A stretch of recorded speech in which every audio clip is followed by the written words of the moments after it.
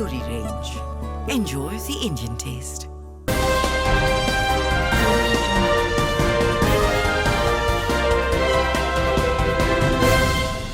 ਸਤਿ ਸ਼੍ਰੀ ਅਕਾਲ, ਤੁਸੀਂ ਵੇਖ ਰਹੇ ਹੋ ਨਿਊਜ਼ ਓਨਲੀ। ਮੈਂ ਹਾਂ ਮੀਨਾ ਦਾਸ। ਪੰਜਾਬ ਅਪਡੇਟ ਦੇ ਇਸ ਬੁਲੇਟਿਨ 'ਚ ਤੁਹਾਡਾ ਸਵਾਗਤ ਹੈ। ਬੁਲੇਟਿਨ ਦਾ ਆਗਾਜ਼ ਕਰਨ ਤੋਂ ਪਹਿਲਾਂ ਰੁਕ ਕਰਾਂਗੇ ਸੁਰਖੀਆਂ ਵੱਲ। ਪੰਜਾਬ 'ਚ ਕੋਰੋਨਾ ਦੇ ਵੱਧ ਰਹੇ ਮਾਮਲਿਆਂ ਕਾਰਨ ਸਰਕਾਰ ਨੇ ਕੀਤੀ ਸਖਤਾਈ। ਮੋਹਾਲੀ ਦੇ ਡੀਸੀ ਨੇ ਦਿੱਤੀ ਜਾਣਕਾਰੀ। ਕਿਹਾ 5 ਤੋਂ ਵੱਧ ਵਿਅਕਤੀ ਇਕੱਠੇ ਹੋਣ ਤੇ ਕੀਤਾ ਜਾਵੇਗਾ ਮਾਮਲਾ ਦਰਜ।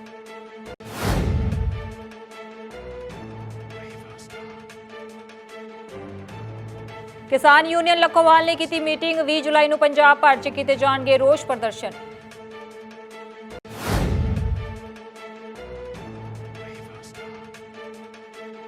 ਸੰਗਤਾਂ ਸ਼ਰਧਾ ਨਾਲ ਮਨਾ ਰਹੀਆਂ ਹਨ ਸ਼੍ਰੀ ਗੁਰੂ ਹਰਕ੍ਰਿਸ਼ਨ ਜੀ ਦਾ ਪ੍ਰਕਾਸ਼ ਪੁਰਬ।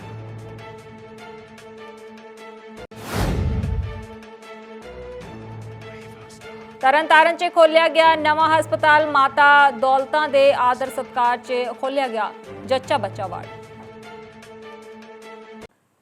ਤੇ ਹੁਣ ਖਬਰਾਂ ਵਿਸਤਾਰ ਨਾਲ।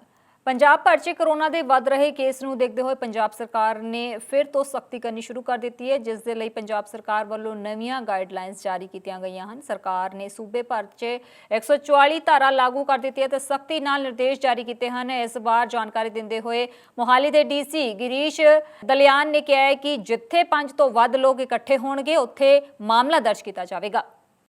13 जुलाई है, मैं डीसी मोहाली ये मैसेज देना चाहना कि जिवें तुसीं जानते हो कि असीं सारे कोरोना के खिलाफ जी लड़ाई है लड़ रहे हैं। अज साडे जिले 32 केस आए हैं। सो थोड़ा एक पैनिक जिहा हैगा कि बहुत सारे केसेस आ रहे हैं। ये बारे में कुछ दसना चाहना कि एक तो साडी टेस्टिंग बहुत वध गई है। असीं हर दिन 300 किसी दिन 400 टैसट असीं लै रहे हैं। दूजी गल ये है जिहड़े टैसट असीं लै रहे हैं वो रैंडम टैसट्स नहीं हैगे। वो टैसट्स यूजुअली हाई रिस्क कॉन्टैक्ट्स या जिहड़े ट्रैवलर्स बाहरों आ रहे हैं उन्हां दे ने, तां करके ये चांस ज़्यादा हुंदा है कि जिहड़े टैसट्स हैगे उहदे विच लोकी पॉजिटिव आउण।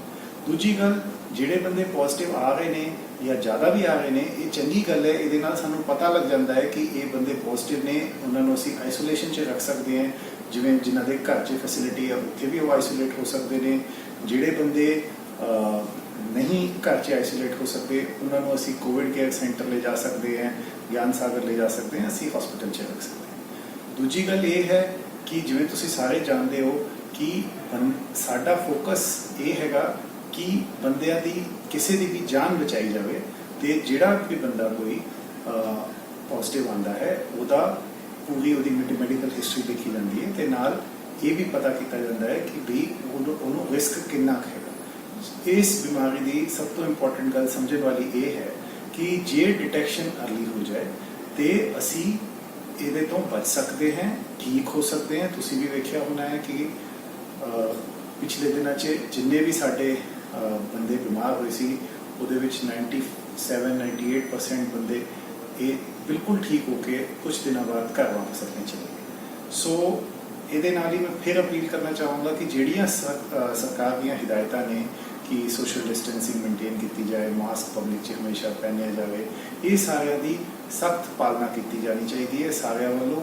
तो असी भी अपने वालों दोबारा मुड़ विचार कर रहे हैं कि जे वीकेंड्स से थोड़ी रिस्ट्रिक्शंस बढ़ा दीए, या सरकार वालों भी हुण हिदायतां आईयां ने कि जिवें वैडिंग्स हैं वैडिंग्स नूं 30 तक ही रिस्ट्रिक्ट कर दिता जाए, तो जिहड़ी अदर सोशल गैदरिंग है वो सिर्फ 5 तक रिस्ट्रिक्ट कीतियां जान। तो असी इहदे खिलाफ भी हुण सख्ती नाल एक्शन लवांगे। तो जो भी किते असी पाते हैं कि जिहड़ी सरकार की गाइडलाइनस हैं उन्होंने वायलेट किया जा रहा है, असी बिल्कुल मैंडेटरी FIR रजिस्टर करांगे तो बिल्कुल सख्ती नाल पेश आया जाएगा। पर मेरी अपील यही है, असी सारे इकट्ठे हैं इस लड़ाई च, और असी सारे एक दूसरे का हाथ बटाइए तो इस जंग च सानू फतेह तां ही हासिल। ਕੇਂਦਰ ਸਰਕਾਰ ਵੱਲੋਂ ਪਾਸ ਕੀਤੇ ਗਏ ਖੇਤੀ ਆਰਡੀਨੈਂਸ ਬਿੱਲ ਦਾ ਮਾਮਲਾ ਠੰਡਾ ਪੈਂਦਾ ਦਿਖਾਈ ਨਹੀਂ ਦੇ ਰਿਹਾ। ਜਿੱਥੇ ਦੇਸ਼ ਭਰ ਵਿੱਚ ਇਸ ਬਿੱਲ ਦਾ ਵਿਰੋਧ ਕੀਤਾ ਜਾ ਰਿਹਾ, ਉੱਥੇ ਹੀ ਪੰਜਾਬ ਵਿੱਚ ਇਸ ਬਿੱਲ ਦਾ ਰੋਸ ਪ੍ਰਦਰਸ਼ਨਾਂ ਕਰਕੇ ਵਿਰੋਧ ਵੀ ਕੀਤਾ ਜਾ ਰਿਹਾ, ਜਿਸ ਲਈ ਵੱਖ-ਵੱਖ ਜ਼ਿਲ੍ਹਿਆਂ ਦੀਆਂ ਕਿਸਾਨ ਜਥੇਬੰਦੀਆਂ ਵਿਰੋਧ ਕਰ ਰਹੀਆਂ ਹਨ। ਇਸ ਦੇ ਤਹਿਤ ਹੀ ਬਰਨਾਲਾ ਜ਼ਿਲ੍ਹੇ ਦੇ ਲੱਖੋਵਾਲ ਕਿਸਾਨ ਯੂਨੀਅਨ ਇੱਕ ਮੀਟਿੰਗ ਕਰਕੇ ਫੈਸਲਾ ਕੀਤਾ ਹੈ ਕਿ 20 ਜੁਲਾਈ ਨੂੰ ਟਰੈਕਟਰਾਂ ਨਾਲ ਪ੍ਰਦਰਸ਼ਨ ਕਰਨਗੇ। ਇਸ ਬਾਰੇ ਜਾਣਕਾਰੀ ਦਿੰਦੇ ਹੋਏ ਪ੍ਰਧਾਨ ਜਗਸੀਰ ਸਿੰਘ ਤੇ ਜਰਨੈਲ ਸਿੰਘ ਨੇ ਦੱਸਿਆ ਕਿ ਕਿਸਾਨ ਮਾਰੂ ਨੀਤੀਆਂ ਕੇਂਦਰ ਸਰਕਾਰ ਕਿਸਾਨਾਂ ਤੇ ਥੋਪਣਾ ਚਾਹੁੰਦੀ ਹੈ, ਜਿਸ ਦਾ ਅਸੀਂ ਵਿਰੋਧ ਕਰਦੇ ਹਾਂ। ਕਿਉਂਕਿ ਮੋਦੀ ਦੀ ਜਿਹੜੀ ਸਰਕਾਰ ਹੈ ਉਹ ਕਰੋਨਾ ਦਾ ਫਾਇਦਾ ਲੈ ਕੇ ਜਿਹੜੀ ਪਾਰਲੀਮੈਂਟ ਦਾ ਸੈਸ਼ਨ ਨਹੀਂ ਚੱਲ ਰਿਹਾ, ਆਪਦੀਆਂ ਮਨੋਮਰਜ਼ੀਆਂ ਕਰ ਰਹੀ ਆ। ਪੰਜਾਬ ਦੇ ਕਿਸਾਨਾਂ ਨੂੰ, ਮਜ਼ਦੂਰਾਂ ਨੂੰ, ਆੜ੍ਹਤੀਆਂ ਨੂੰ ਖਤਮ ਕਰਕੇ ਜਿਹੜਾ ਇਹ ਖਰੀਦ ਪ੍ਰਬੰਧ ਹੈ ਉਹ ਇੱਕ ਵਪਾਰੀਆਂ ਦੇ, ਜਿਹੜੇ ਕਾਰਪੋਰੇਟ ਘਰਾਣਿਆਂ ਨੇੜੇ ਦੇ, ਉਹਨਾਂ ਦੇ ਹੱਥਾਂ ਦੇਣ ਜਾ ਰਹੀ ਆ, ਜਿਹਦੇ ਕਰਕੇ ਕਿਸਾਨ ਨਿਰਾਸ਼ ਨੇ ਵੀ ਜਿਹੜੀ MSP ਜੇ ਟੁੱਟ ਗਈ, ਸਾਡੀ ਜਿਹੜੀ ਵਿਰਾਸਤ ਆ ਖੇਤੀ ਖਤਮ ਹੋ ਗਈ, ਫਿਰ ਅਸੀਂ ਉਹਦੇ ਲਈ ਕੀ ਕਰਾਂਗੇ। ਜਿਹੜਾ ਇਹ ਕਿਸਾਨ ਨੂੰ ਮਜ਼ਦੂਰ ਬਣਾਉਣਾ ਚਾਹੁੰਦੇ ਆ, ਮਜ਼ਦੂਰ ਨੂੰ ਇਹ ਖਤਮ ਕਰਨਾ ਚਾਹੁੰਦੇ ਆ। ਇਹ ਜਿਹੜੀ ਮੋਦੀ ਦੀ ਨੀਤੀ ਆ, 3 ਜਿਹੜੇ ਆਰਡੀਨੈਂਸ ਇਹਨਾਂ ਨੇ ਜਾਰੀ ਕਰਿਆ। ਡੀਜ਼ਲ ਪੈਟਰੋਲ ਦੀਆਂ ਕੀਮਤਾਂ ਤੁਸੀਂ ਦੇਖਿਆ ਨਹੀਂ ਹੋਣਾ, ਰੋਜ਼ ਵੱਧ ਰਹੀਆਂ ਨੇ। ਇਤਿਹਾਸ ਦੇ ਵਿੱਚ ਨਹੀਂ ਕਦੇ ਦੇਖੋ ਨਾ 50 ਪੈਸੇ ਰੋਜ਼ ਕੀਮਤ ਵੱਧਦੀ ਹੋਵੇ। ਬਿਜਲੀ ਬੋਰਡ ਜਿਹੜੀ ਸਾਨੂੰ ਸਬਸਿਡੀ ਮਿਲਦੀ ਆ ਟਿਊਬਵੈੱਲਾਂ ਦੀ, ਉਹ ਆਪਦੇ ਹੱਥਾਂ 'ਚ ਲਿਆ ਕੇ ਬਿੱਲ ਲਾਉਣਾ ਚਾਹੁੰਦੀ ਆ। ਜਿਹੜੇ ਗਰੀਬਾਂ ਨੂੰ ਯੂਨਿਟਾਂ ਮਿਲਦੀਆਂ ਨੇ ਉਹ ਵਾਪਸ ਕਰਨਾ ਚਾਹੁੰਦੀ, ਖਤਮ ਕਰਨਾ ਚਾਹੁੰਦੀ ਹੈ ਮੋਦੀ ਸਰਕਾਰ। ਇਹ 3 ਇੱਕ MSP ਖਤਮ ਕਰਨਾ ਚਾਹੁੰਦੇ। ਇਹਨੂੰ ਲੈ ਕੇ ਅਸੀਂ ਜਿਹੜੇ ਸਾਡੇ ਸੂਬਾ ਪ੍ਰਧਾਨ ਜਗਸੀਰ ਸਿੰਘ ਲੱਖੋਵਾਲ, ਉਹਨਾਂ ਦੀ ਅਗਵਾਈ ਦੇ ਵਿੱਚ ਸਾਰੇ ਪੰਜਾਬ ਦੇ ਵਿੱਚ ਜਿਹੜੇ ਪ੍ਰੋਗਰਾਮ ਹੋ ਰਹੇ ਆ। ਇੱਕ ਦੇਸ਼ ਇੱਕ ਮੰਡੀ ਦੇ ਨਾਂ 'ਤੇ, ਉਹਦੇ ਵਿੱਚ ਹੀ ਇਕੱਲੇ ਪੰਜਾਬ ਨੂੰ ਪਿਛਲੇ ਸਾਲ ਜਿਹੜੇ ਅੰਕੜੇ ਨੇ, ਪੇਂਡੂ ਵਿਕਾਸ ਫੰਡ 180 ਲੱਖ ਟਨ ਝੋਨੇ ਦੇ ਉੱਤੇ 9900 ਕਰੋੜ, ਇਸੇ ਤਰ੍ਹਾਂ ਮਾਰਕੀਟ ਕਮੇਟੀ ਫੀਸ 9900 ਕਰੋੜ ਇਕੱਲੇ ਝੋਨੇ 'ਤੇ, 130 ਲੱਖ ਟਨ ਜਿਹੜੀ ਕਣਕ ਹੋਈ ਸੀ ਉਹ 'ਤੇ 7507 ਕਰੋੜ। ਪੇਂਡੂ ਵਿਕਾਸ ਫੰਡ ਜਿਹੜੇ ਸੜਕਾਂ ਬਣਦੀਆਂ ਆਪਣੀਆਂ 7507 ਕਰੋੜ ਹੀ ਮਾਰਕੀਟ ਕਮੇਟੀ ਫੀਸ, ਜਿਹਦੇ ਆਪਣੀਆਂ ਪੇਂਡੂ ਸੜਕਾਂ ਦੇ ਨਾਲ ਮੰਡੀਆਂ ਬਣਦੀਆਂ। ਇਹ ਆਪਾਂ ਜੇ ਜੋੜੀਏ ਤਾਂ 14 ਤੇ 18 34,000 ਕਰੋੜ ਇਹਨਾਂ ਨੂੰ ਇਕੱਠਾ ਹੋਇਆ ਸੀ, ਜਿਹੜਾ ਕਿ ਘੱਟੋ ਘੱਟ ਹੀ ਆਪਣੀ ਆਮਦਨੀ ਦੇ ਬੰਦ ਹੋਣ ਦੇ ਨਾਲ ਮੰਡੀਆਂ ਵੀ ਤਬਾਹ ਹੋ ਜਾਣਗੀਆਂ, ਸੜਕਾਂ ਵੀ ਆਪਣੀਆਂ ਹੋ ਸਕਦਾ ਪਿੰਡਾਂ ਵਾਲੀਆਂ ਟੋਲ ਵਾਲੀਆਂ ਕਰਦੇ ਨੇ ਇਹ, ਕਿਉਂਕਿ ਜਦੋਂ ਉਹਨਾਂ ਨੂੰ ਆਮਦਨੀ ਨਹੀਂ ਹੋਊਗੀ ਤਾਂ ਵਿਕਾਸ ਕਿੱਥੋਂ ਹੋਣਾ ਜੀ। ਇਸ ਕਰਕੇ ਇਕੱਲੇ ਮੰਡੀ ਬੋਰਡ ਟੁੱਟਣ ਨਾਲ ਹੀ ਆਪਾਂ ਨੂੰ ਇਹ ਨੁਕਸਾਨ ਹੋਣਾ, ਜਿਹੜਾ ਕਿਸੇ ਦੀ ਨਿਗਾਹ 'ਚ ਨਹੀਂ ਹੈ। ਪੰਜਾਬ ਸਰਕਾਰ ਦੀ ਜੋ ਆਮਦਨ ਨਹੀਂ ਹੋਊਗੀ ਮੰਡੀਕਰਨ ਬੋਰਡ ਦੀ, ਤਾਂ ਉਹ ਵਿਕਾਸ ਕਿੱਥੋਂ ਹੋਣਾ। ਮੰਡੀਆਂ ਵੀ ਖਤਮ, ਨਾਲ ਹੀ ਸੜਕਾਂ ਪਿੰਡਾਂ ਜਿਹੜੀਆਂ ਟੁੱਟਦੀਆਂ ਨੇ ਇਹ ਵੀ ਨਹੀਂ ਬਣਨੀਆਂ। ਅੱਗੇ ਸਾਰਾ ਇਹ ਸਾਡਾ ਆਮਦਨ ਦੇ ਨਾਲ ਹੀ ਪਿੰਡਾਂ ਵਾਲੀਆਂ ਸੜਕਾਂ ਬਣਦੀਆਂ। ਅਗਲਾ ਸੰਘਰਸ਼ ਕੇ ਖੇਤੀ ਦੇ ਬਹੁਤ ਜੀ ਇਹਦੇ ਨਾਲ ਧੱਕਾ ਹੋ ਰਿਹਾ। ਜਿਹੜੀ ਆਪਣੀ MSP ਇਹ ਇਹਨਾਂ ਨੇ ਮੰਡੀਕਰਨ ਬੋਰਡ ਤੋੜਿਆ, ਇਹਨਾਂ ਨੇ ਇਹ ਕਰੋਨਾ ਵਾਇਰਸ ਦੇ ਵਿੱਚ ਦਹਿਸ਼ਤ ਪਾ ਕੇ ਤੇ ਜਾਂ ਲੋਕਾਂ ਨੂੰ ਘਰਾਂ ਦੇ ਵਿੱਚ ਪਾ ਕੇ ਇਹਨਾਂ ਨੂੰ ਮੌਕਾ ਮਿਲ ਗਿਆ ਕਿ ਇਹਨਾਂ ਨੂੰ ਇਹ ਤੋੜਨ ਦਾ। ਇਹ ਤੋੜ ਕੇ ਇਹਨਾਂ ਨੇ ਕਿਸਾਨੀ ਨਾਲ ਬਹੁਤ ਵੱਡਾ ਧੋਖਾ ਕੀਤਾ ਔਰ ਪਿੱਛ ਦੇ ਵਿੱਚ ਛੁਰੀ ਮਾਰੀ ਹੈ ਕਿ ਇਹਦੇ ਵਿੱਚ ਕਿਸਾਨ ਬਹੁਤ ਹੀ ਲੁੱਟਿਆ ਜਾਊਗਾ, ਕਿਉਂਕਿ ਇਹਦੇ ਵਿੱਚ ਕੋਈ ਵੀ ਕਿਸਾਨ ਨੂੰ ਲਾਹੇਵੰਦ ਭਾਅ ਨਹੀਂ ਮਿਲਣਾ। ਜਿਹੜੇ ਅਦਾਰੇ ਵੱਡੀਆਂ ਇੰਡਸਟਰੀਆਂ ਨੇ ਆਉਣਾ ਇੱਥੇ, ਉਹਨਾਂ ਨੇ ਕੌਡੀਆਂ ਦੇ ਭਾਅ ਖਰੀਦ ਕੇ ਲੋਕਾਂ ਨੂੰ ਜੀ ਲੁੱਟ ਕਰਨੀ ਹੈ। ਸੰਘਰਸ਼ ਜੀ ਹੁਣ ਤਾਂ ਅਸੀਂ ਚੇਤਾਵਨੀ ਦੇ ਰਹੇ ਹਾਂ ਟਰੈਕਟਰਾਂ ਦੀ ਜਿਹੜੀ ਰੈਲੀ ਕਰਦੇ ਇਹਦੀ, ਇਸ ਤੋਂ ਬਾਅਦ ਜੋ ਸਾਡੀ ਸੂਬਾ ਕਮੇਟੀ ਦੀ ਵਿਚਾਰ ਹੋਊ ਉਹਦੇ ਆਧਾਰ 'ਤੇ ਵੱਡਾ ਸੰਘਰਸ਼ ਵਿੱਢਿਆ ਜਾਊ। ਪੰਜਾਬ ਗੁਰੂਆਂ ਪੀਰਾਂ ਦੀ ਧਰਤੀ ਹੈ। ਇੱਥੇ ਬਹੁਤ ਸਾਰੇ ਪੀਰ ਪੈਗੰਬਰਾਂ ਨੇ ਜਨਮ ਲਿਆ ਤੇ ਜੋ ਹਰ ਸਮੇਂ ਅਤਿਆਚਾਰ ਦਾ ਸ਼ਿਕਾਰ ਹੋਏ ਲੋਕਾਂ ਦੇ ਹੱਕਾਂ ਲਈ ਲੜਦੇ ਰਹੇ ਹਨ। ਇਸ ਦੇ ਤਹਿਤ ਹੀ ਸਿੱਖ ਧਰਮ ਦੇ 8ਵੇਂ ਗੁਰੂ ਸ਼੍ਰੀ ਗੁਰੂ ਹਰਕ੍ਰਿਸ਼ਨ ਜੀ ਦਾ ਪ੍ਰਕਾਸ਼ ਪੁਰਬ ਸੰਗਤਾਂ ਵੱਲੋਂ ਸ਼ਰਧਾ ਭਾਵਨਾ ਨਾਲ ਮਨਾਇਆ ਜਾ ਰਿਹਾ। ਦੇਖਦੇ ਹਾਂ ਖਾਸ ਰਿਪੋਰਟ। ਸ਼੍ਰੀ ਹਰਕ੍ਰਿਸ਼ਨ ਤੇ ਆਈਏ, ਜਿਸ ਡਿਠੈ ਸਭ ਦੁੱਖ ਜਾਏ। ਸ਼੍ਰੀ ਗੁਰੂ ਹਰਕ੍ਰਿਸ਼ਨ ਜੀ ਨੂੰ ਬਾਲ ਗੁਰੂ ਜਾਂ ਫਿਰ ਬਾਲਾ ਪ੍ਰੀਤਮ ਦੇ ਨਾਂ ਨਾਲ ਜਾਣਿਆ ਜਾਂਦਾ ਹੈ, ਜਿਨ੍ਹਾਂ ਦਾ ਪ੍ਰਕਾਸ਼ 8 ਸਾਵਨ ਸੰਮਤ 1723 ਮੁਤਾਬਕ 16 ਜੁਲਾਈ 1656 ਈਸਵੀ ਨੂੰ ਕੀਰਤਪੁਰ ਸਾਹਿਬ ਵਿਖੇ ਪਿਤਾ ਸ਼੍ਰੀ ਗੁਰੂ ਹਰ ਰਾਏ ਜੀ ਦੇ ਘਰ ਮਾਤਾ ਕ੍ਰਿਸ਼ਨ ਕੌਰ ਜੀ ਦੀ ਕੁੱਖੋਂ ਹੋਇਆ। ਆਪ ਗੁਰੂ ਨਾਨਕ ਜੀ ਦੁਆਰਾ ਚਲਾਏ ਗਏ ਨਿਰਮਲ ਪੰਥ ਦੇ 8ਵੇਂ ਗੁਰੂ ਸਨ। ਆਪ ਜੀ ਨੂੰ 5 ਸਾਲ ਦੀ ਉਮਰ ਵਿੱਚ ਗੁਰਿਆਈ ਮਿਲੀ ਅਤੇ 8 ਸਾਲ ਦੀ ਉਮਰ ਵਿੱਚ ਜੋਤੀ ਜੋਤ ਸਮਾ ਗਏ। ਆਪ ਜੀ ਨੇ ਆਪਣੀ ਬਾਲ ਗੁਰਿਆਈ ਦੇ 3 ਸਾਲ ਦੇ ਸਮੇਂ ਵਿੱਚ ਜਿਸ ਸੂਝ, ਸਿਆਣਪ, ਦ੍ਰਿੜਤਾ ਤੇ ਦਲੇਰੀ ਨਾਲ ਸਿੱਖ ਪੰਥ ਦੀ ਅਗਵਾਈ ਕੀਤੀ, ਜੋ ਆਪਣੀ ਮਿਸਾਲ ਆਪ ਸੀ, ਤੇ ਉਹਨਾਂ ਨੇ ਦਰਸਾ ਦਿੱਤਾ ਕਿ ਉਮਰ, ਬੁੱਧੀਮਾਨਤਾ ਤੇ ਆਤਮ ਗਿਆਨ ਵਿੱਚ ਕੋਈ ਬਾਧਾ ਨਹੀਂ ਹੈ। ਆਓ ਬਾਲਾ ਪ੍ਰੀਤਮ ਜੀ ਦੇ ਜੀਵਨ ਤੇ ਸੰਖੇਪ ਜਿਹੀ ਝਾਤ ਮਾਰੀਏ। ਰਾਮ ਰਾਏ ਜੀ ਆਪ ਜੀ ਦੇ ਵੱਡੇ ਭਰਾ ਸਨ। ਗੁਰੂ ਹਰ ਰਾਏ ਜੀ ਨੇ ਅਕਤੂਬਰ 1661 ਈਸਵੀ ਵਿੱਚ ਆਪ ਜੀ ਨੂੰ ਯੋਗਤਾ ਦੇ ਆਧਾਰ ਤੇ ਗੁਰਗੱਦੀ ਬਖਸ਼ ਦਿੱਤੀ। ਭਾਵੇਂ ਕਿ ਆਪ ਜੀ ਦੇ ਵੱਡੇ ਭਰਾ ਰਾਮ ਰਾਏ ਬੜੇ ਚਤੁਰ, ਨੀਤੀ ਨਿਪੁੰਨ ਤੇ ਸਿੱਖ ਸੰਗਤਾਂ ਅਤੇ ਮਸੰਦਾਂ ਵਿੱਚ ਸਤਕਾਰ ਦੀ ਨਿਗਾਹ ਨਾਲ ਵੇਖੇ ਜਾਂਦੇ ਸਨ। ਜਦ ਔਰੰਗਜ਼ੇਬ ਨੇ ਗੁਰੂ ਹਰ ਰਾਏ ਜੀ ਨੂੰ ਦਿੱਲੀ ਬੁਲਾਇਆ ਸੀ ਤਾਂ ਗੁਰੂ ਜੀ ਨੇ ਆਪਣੀ ਥਾਂ ਰਾਮ ਰਾਏ ਨੂੰ ਗੁਰਮਤਿ ਦੇ ਸਿਧਾਂਤ ਸਪਸ਼ਟ ਕਰਨ ਲਈ ਭੇਜਿਆ ਸੀ। ਰਾਮ ਰਾਏ ਨੇ ਪਹਿਲਾਂ ਤਾਂ ਬਾਦਸ਼ਾਹ ਔਰੰਗਜ਼ੇਬ ਨੂੰ ਆਪਣੀ ਪ੍ਰਤਿਭਾ ਨਾਲ ਬਹੁਤ ਪ੍ਰਭਾਵਿਤ ਕੀਤਾ ਤੇ ਬਾਅਦ ਵਿੱਚ ਕਰਾਮਾਤਾਂ ਦਿਖਾਈਆਂ। ਗੁਰੂ ਗੱਦੀ ਤੇ ਬੈਠਣ ਤੋਂ ਬਾਅਦ ਆਪ ਜੀ ਕੀਰਤਪੁਰ ਸਾਹਿਬ ਵਿਖੇ ਪਹਿਲੇ ਗੁਰੂਆਂ ਦੀ ਤਰ੍ਹਾਂ ਸਿੱਖ ਧਰਮ ਦਾ ਪ੍ਰਚਾਰ ਕਰਦੇ ਅਤੇ ਸਿੱਖਾਂ ਨੂੰ ਉਪਦੇਸ਼ ਦਿੰਦੇ। ਆਪ ਜੀ ਨੇ ਰੋਪੜ ਦੇ ਇੱਕ ਧਨੀ ਆਦਮੀ ਰਾਜਾ ਰਾਮ ਨੂੰ ਆਪਣੇ ਦਰਬਾਰ ਵਿੱਚ ਆਉਣ ਤੋਂ ਰੋਕ ਦਿੱਤਾ, ਕਿਉਂਕਿ ਉਹ ਆਪਣੇ ਘਰ ਪੈਦਾ ਹੁੰਦਿਆਂ ਕੁੜੀਆਂ ਨੂੰ ਜਨਮ ਸਮੇਂ ਹੀ ਮਾਰ ਦਿੰਦਾ ਸੀ। ਜਦ ਉਸ ਆਦਮੀ ਨੇ ਪਛਤਾਵਾ ਕੀਤਾ ਤੇ ਅੱਗੇ ਤੋਂ ਚੰਗਾ ਇਨਸਾਨ ਬਣਨ ਦੀ ਪ੍ਰਤਿੱਗਿਆ ਕੀਤੀ ਤਾਂ ਆਪ ਜੀ ਨੇ ਭਰੇ ਦਰਬਾਰ ਵਿੱਚ ਉਸ ਅਤਿਆਚਾਰੀ ਨੂੰ ਤਾੜਨਾ ਕਰਕੇ ਬਖਸ਼ ਦਿੱਤਾ। ਇਸ ਤਰ੍ਹਾਂ ਆਪ ਜੀ ਨੇ ਅਨੇਕਾਂ ਪਰਉਪਕਾਰ ਕੀਤੇ ਤੇ ਅਚਾਨਕ ਦਿੱਲੀ 'ਚ ਬੁਖਾਰ ਤੇ ਚੇਚਕ ਦੀ ਬਿਮਾਰੀ ਫੈਲ ਗਈ।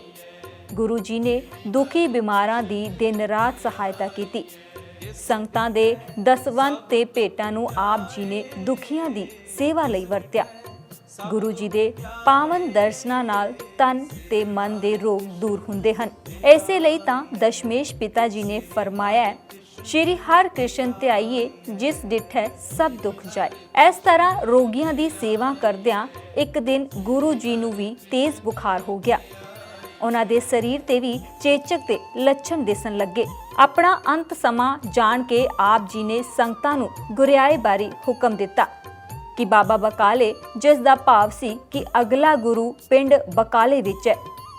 ਆਪ ਜੀ 3 ਵਿਸਾਖ ਸੰਮਤ 1721 ਮੁਤਾਬਕ 30 ਮਾਰਚ 1664 ਈਸਵੀ ਨੂੰ ਜੋਤੀ ਜੋਤ ਸਮਾ ਗਏ। ਨਾਨਕ ਸ਼ਾਹੀ ਕੈਲੰਡਰ ਮੁਤਾਬਕ ਅੱਜ ਕੱਲ 3 ਵਿਸਾਖ ਹਰ ਸਾਲ 16 ਅਪ੍ਰੈਲ ਨੂੰ ਆਉਂਦਾ ਹੈ।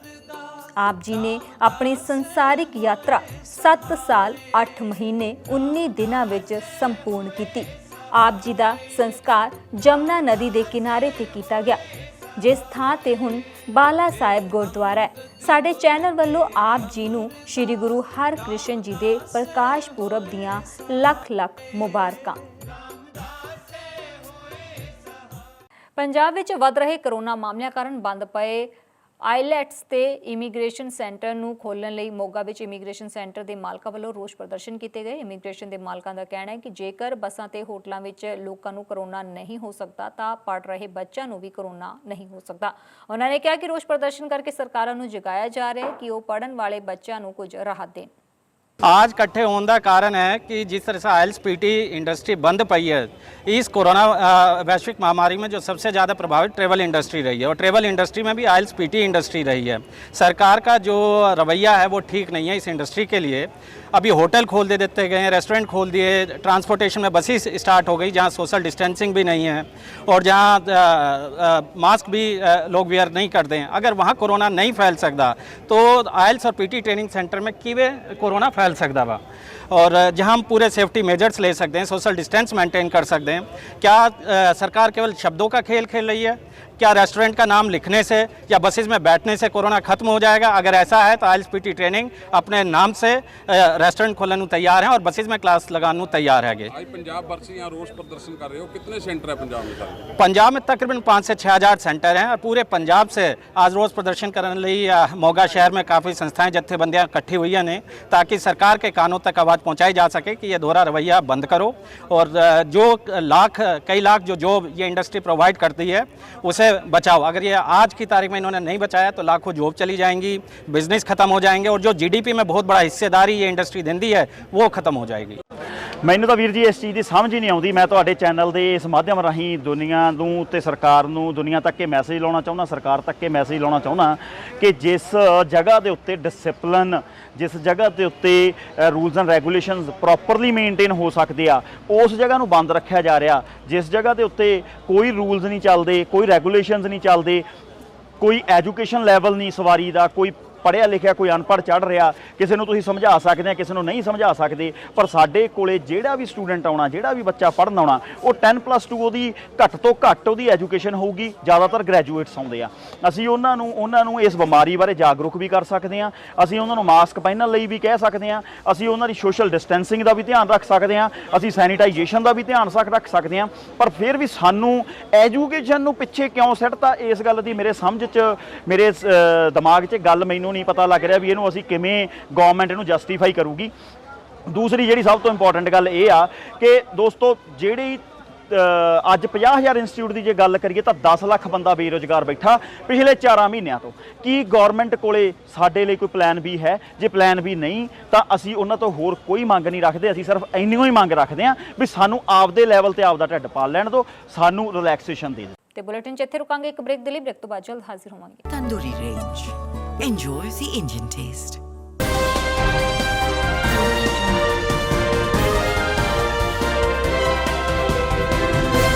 Tandoori range. Enjoy the Indian taste.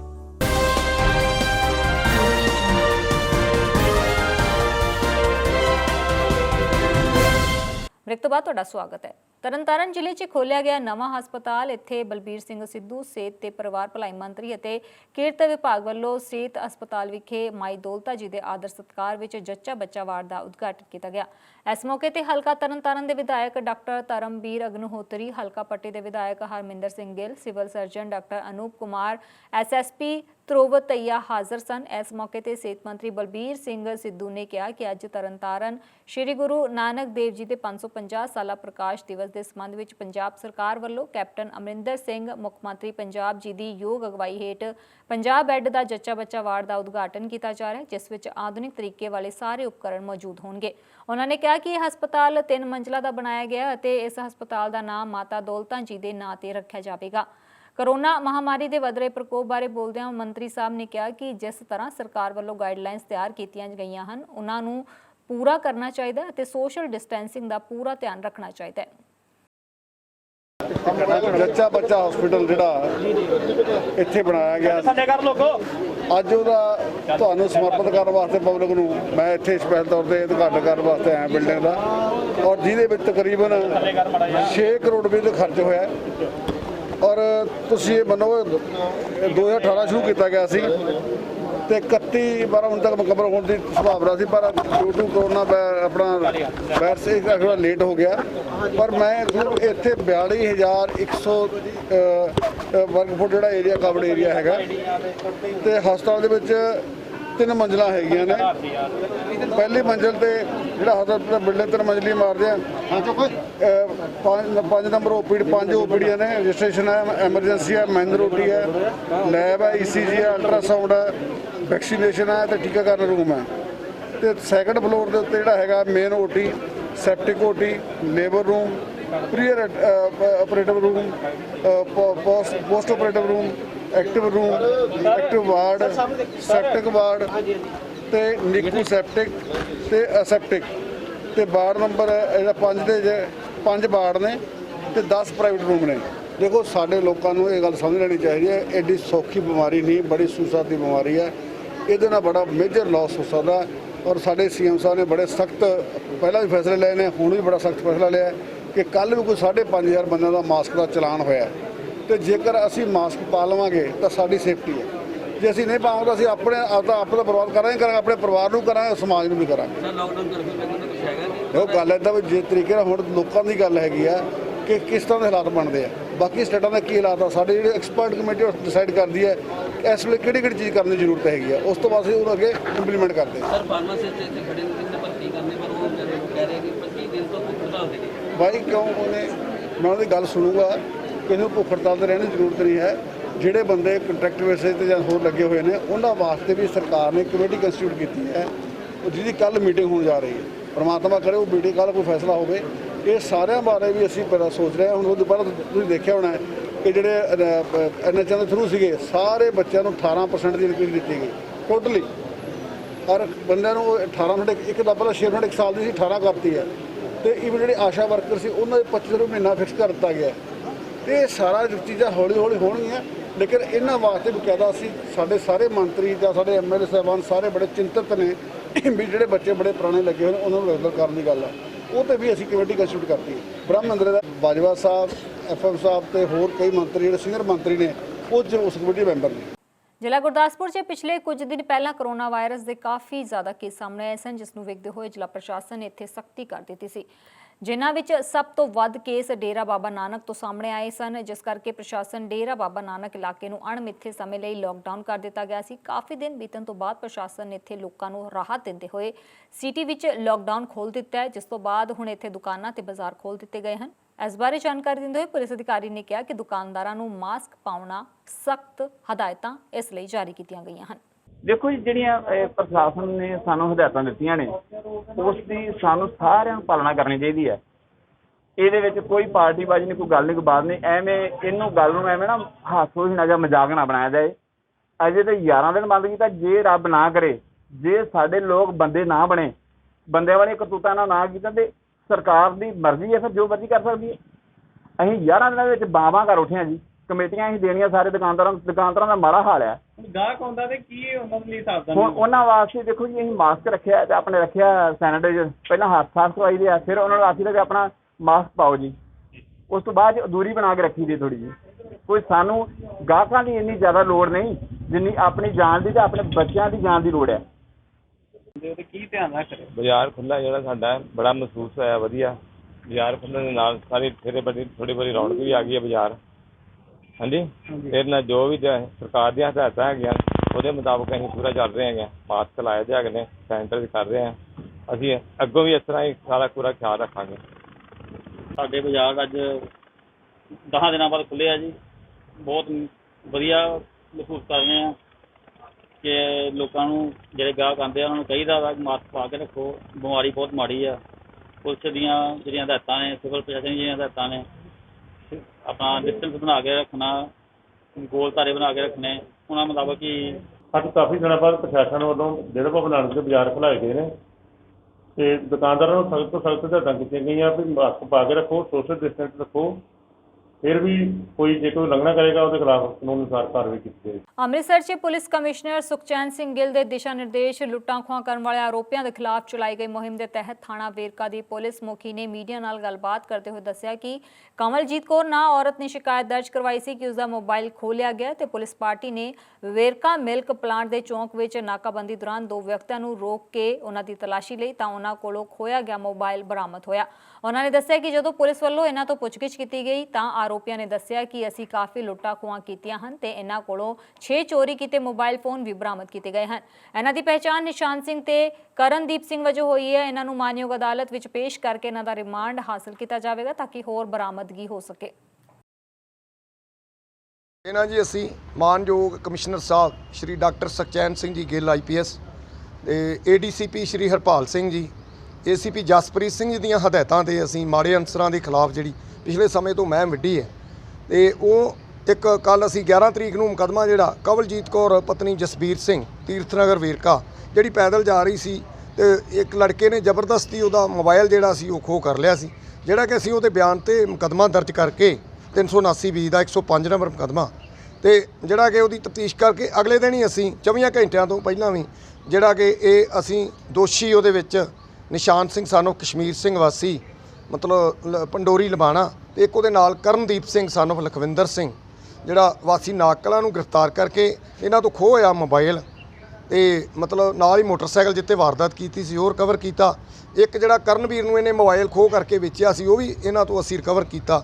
ਉਸ ਤੋਂ ਇਲਾਵਾ ਜਿਹੜੇ 4 ਮੋਬਾਈਲ ਆ ਇਹਨਾਂ ਤੋਂ ਅਸੀਂ ਹੋਰ ਖੋਹ ਦੇ ਰਿਕਵਰ ਕੀਤੇ ਆ ਤੇ ਕਰੀਬ 12 ਦਰਜਨ ਵਾਰਦਾਤਾਂ ਜਿਹੜੀਆਂ ਇਹ ਮੰਨੇ ਆ ਵੱਖ-ਵੱਖ ਥਾਵਾਂ ਤੇ ਇਹਨਾਂ ਨੇ ਕੀਤੀਆਂ, ਜਿਹੜਾ ਕਿ ਇਹਨਾਂ ਨੂੰ ਅਸੀਂ ਅੱਜ ਪੇਸ਼ ਅਦਾਲਤ ਕਰਕੇ ਇਹਨਾਂ ਦਾ ਰਿਮਾਂਡ ਜਿਹੜਾ ਹਾਸਲ ਕਰਕੇ ਤੇ ਹੋਰ ਪੁੱਛਗਿੱਛ ਜਿਹੜੀ ਆ ਕੀਤੀ ਜਾ ਰਹੀ। ਸਰ ਪਤਾ ਲੱਗਾ ਕੁਝ ਕਿਹੜੀ ਗੈਂਗ ਨਾਲ ਜੁੜੇ ਸੀ? ਬਸ ਇਹ ਲੁੱਟਾਂ ਖੋਹਾਂ ਕਰਦੇ ਸੀ, ਸਨੈਚਿੰਗ ਕਰਦੇ ਸੀ, ਪਹਿਲਾਂ ਵੀ ਇਹਨਾਂ ਤੇ FIR ਵਗੈਰਾ ਦਰਜ ਆ। ਕੋਈ ਨਸ਼ੇ ਤੇ ਵੀ ਆਦੀ? ਹਾਂ, ਡਰੱਗ ਵਗੈਰਾ ਪਹਿਲਾਂ ਲੈਂਦੇ ਤੇ ਕੋਈ ਵੇਚਦਾ ਵੀ? ਨਹੀਂ, ਇਹਦੇ ਬਾਰੇ ਨਹੀਂ, ਇਨਵੈਸਟੀਗੇਸ਼ਨ ਚੱਲ ਰਹੀ ਹੈ। ਜਿਹੜੀ ਵੀ ਗੱਲ ਸਾਹਮਣੇ ਆਊਗੀ ਤੁਰੰਤ ਕਾਰਵਾਈ। ਕਪੂਰਥਲਾ ਦੇ ਕਰ ਵਿਭਾਗ ਤੇ ਆਬਕਾਰੀ ਵਿਭਾਗ ਨੂੰ ਨਵੇਂ ਦਫ਼ਤਰ ਮਿਲ ਗਏ ਹਨ, ਜਿਸ ਨਾਲ ਹੁਣ ਕੰਮਕਾਰ ਹੋਰ ਚੰਗੇ ਤਰੀਕੇ ਨਾਲ ਤੇ ਸਮੇਂ ਨਾਲ ਹੋ ਸਕਣਗੇ, ਜਿਸ ਦਾ ਉਦਘਾਟਨ ਜ਼ਿਲ੍ਹੇ ਦੇ ਡੀਸੀ ਤੇ ਐਸਐਸਪੀ ਵੱਲੋਂ ਕੀਤਾ ਗਿਆ। ਦਰਅਸਲ ਇਹ ਵਿਭਾਗ ਪਹਿਲਾਂ ਇੱਕ ਹੀ ਇਮਾਰਤ ਦੇ ਦਫ਼ਤਰ 'ਚ ਕੰਮ ਕਰਦੇ ਸਨ, ਜਿਸ ਕਰਕੇ ਕੰਮ ਕਰਾਉਣ ਵਾਲਿਆਂ ਨੂੰ ਕਈ ਸਮੱਸਿਆਵਾਂ ਦਾ ਸਾਹਮਣਾ ਕਰਨਾ ਪੈ ਰਿਹਾ ਸੀ। ਇਸ ਬਾਰੇ ਜਾਣਕਾਰੀ ਦਿੰਦੇ ਹੋਏ ਏਡੀਸੀ ਹਰਦੀਪ ਕੌਰ ਭੰਬਰਾ ਨੇ ਦੱਸਿਆ ਕਿ ਦੋਵੇਂ ਵਿਭਾਗਾਂ ਨੂੰ ਵੱਖਰਾ-ਵੱਖਰਾ ਦਫ਼ਤਰ ਮਿਲਣ ਤੇ ਹੁਣ ਕੰਮ ਕਰਨਾ ਹੋਰ ਵੀ ਸੌਖਾ ਹੋ ਜਾਵੇਗਾ ਤੇ ਲੋਕਾਂ ਦਾ ਸਮੇਂ ਸਿਰ ਕੰਮ ਵੀ ਕੀਤਾ ਜਾਵੇਗਾ।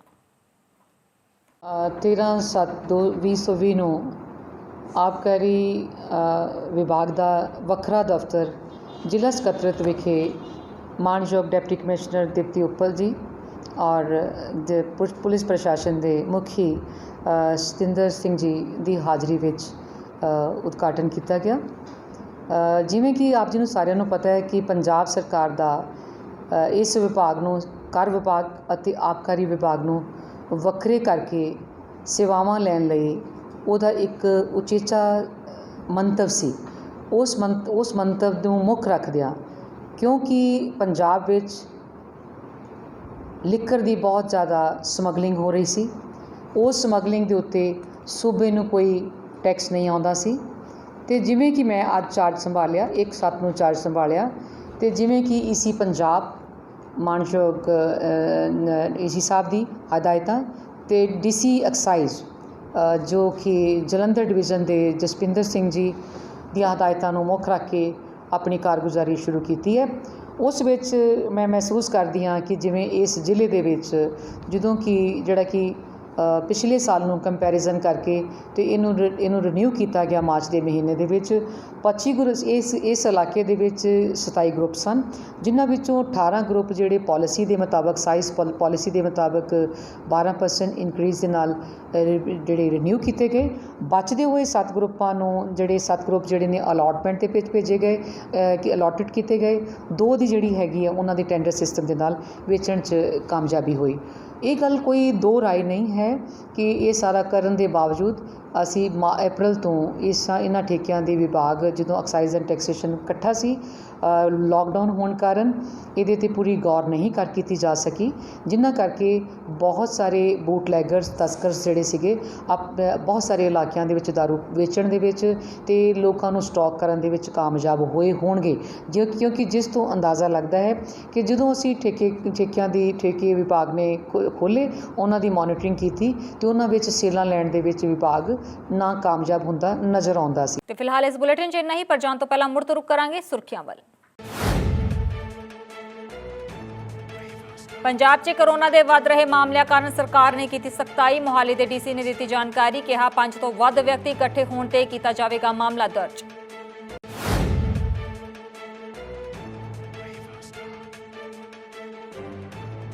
ਕਿਸਾਨ ਯੂਨੀਅਨ ਲਖੋਵਾਲ ਨੇ ਕੀਤੀ ਮੀਟਿੰਗ, 20 ਜੁਲਾਈ ਨੂੰ ਪੰਜਾਬ ਭਰ 'ਚ ਕੀਤੇ ਜਾਣਗੇ ਰੋਸ ਪ੍ਰਦਰਸ਼ਨ।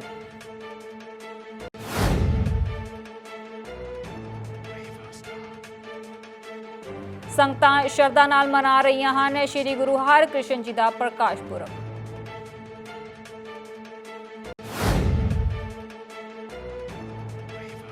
ਤਰਨਤਾਰਨ 'ਚ ਖੋਲ੍ਹਿਆ ਗਿਆ ਨਵਾਂ ਹਸਪਤਾਲ, ਮਾਤਾ ਦੌਲਤਾਂ ਦੇ ਆਦਰ ਸਤਿਕਾਰ 'ਚ ਖੋਲ੍ਹਿਆ ਗਿਆ ਜੱਚਾ ਬੱਚਾ ਵਾਰਡ।